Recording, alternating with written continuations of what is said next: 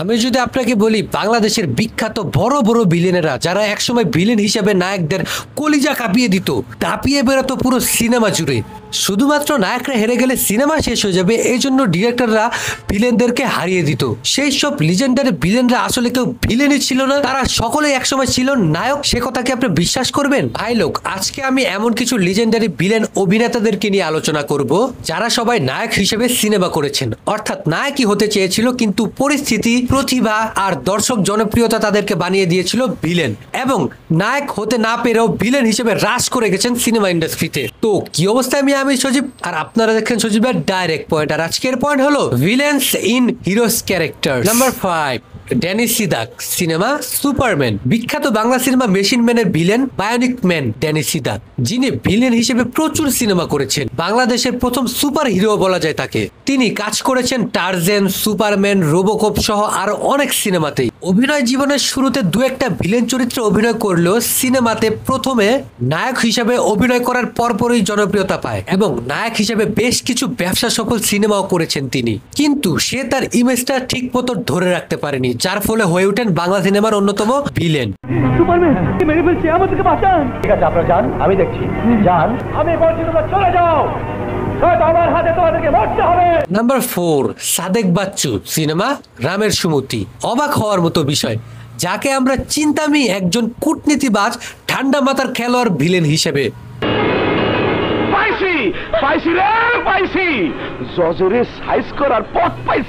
কিন্তু তার জীবনে তিনি হতে চেয়েছিলেন একজন নায়ক, তাই তার অভিনয় যাত্রার শুরুর দিকে তিনি রামের সুমতি নামে একটি সিনেমায় একজন নায়কের চরিত্রে অভিনয় করেছিল, যে সিনেমায় তার একজন সুন্দরী নায়িকাও ছিল। তবে সিনেমায় তাকে খুব একটা বেশি সময় দেওয়া হয়নি, কিন্তু স্ক্রিনে যতক্ষণই ছিলেন একজন নায়কের মতোই অভিনয় করেছিলেন তিনি। হাতটা তো আপনজনের সাথে করা যায়। তুমি যে আমার কত আপন, তুমি আমার, একান্তই আমার। নাম্বার 3, মিশা সওদাগর, সিনেমা চেতনা। অনেকেই অবাক হবেন, মিশা সওদাগর যিনি কিনা ভিলেন হিসেবে বাংলা চলচ্চিত্র জগতে সবচেয়ে বেশি সিনেমা করেছে, প্রায় 68টি সিনেমা। 5 বছর আগেও যাকে ছাড়া পুরো সিনেমা ইন্ডাস্ট্রি অচল, এমন কোনো ভিলেন চরিত্র নেই যে সে তা প্লে করেনি। তোকে বহুত পস্তাতে হবে ইন্সপেক্টর, তোকে আমি ছুটি করে দেবো। অথচ সে ছিল একজন নায়ক, এটা কেউ মানতেই পারবেন না। অনেকে হয়তো জানেনই না মিশা সওদাগর তার জীবনের প্রথম সিনেমায় একজন নায়কের চরিত্রে অভিনয় করেছিলেন। জি হ্যাঁ, 1990 সনে মিশা সওদাগর প্রথম চেতনা নামে একটি সিনেমায় অভিনয় করেছিলেন। সেই সিনেমায় তার পাশে অমিত হাসানও ছিল। সিনেমায় আমরা তাকে একজন সাইড নায়কের চরিত্রে দেখতে পাই, কিন্তু সেই সিনেমায় সেইভাবে সফলতা না পাওয়ার কারণে পরবর্তীতে হয়ে যায় একজন বিখ্যাত ভিলেন। আমার মনে হয় তোর শিক্ষা হয়ে গেছে, এবার শরীফ চৌধুরীকে গিয়ে শিখা। নাম্বার 2, স্যার ওয়াসিমুল বারী রাজীব, সিনেমা খোকন সোনা। রাজীব স্যার বাংলা সিনেমার শীর্ষ ভিলেনদের সেরাদের মধ্যে একজন।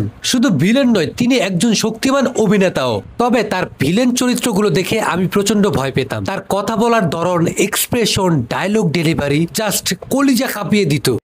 আমি মাইন্ড করছি। এটাও সত্যি, রাজীব স্যারও তার লাইফে নায়ক হতে চেয়েছিলেন। 1982 সনে কাজী হায়াত স্যারের খোকন সোনা সিনেমায় একজন নায়কের চরিত্রে অভিনয় করেছিলেন তিনি। সিনেমায় এই বাচ্চাটা বলুন তো কে?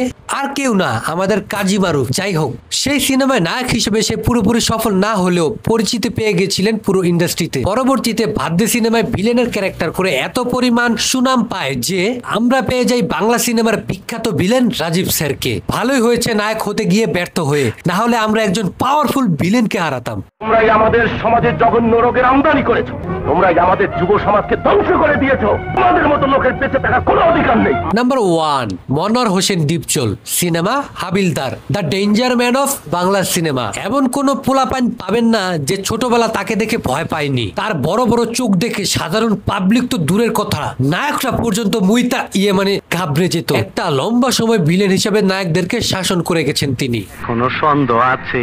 খারো বাতিজা, তোমার সন্দেহ আমি দূর করে দিতাছি।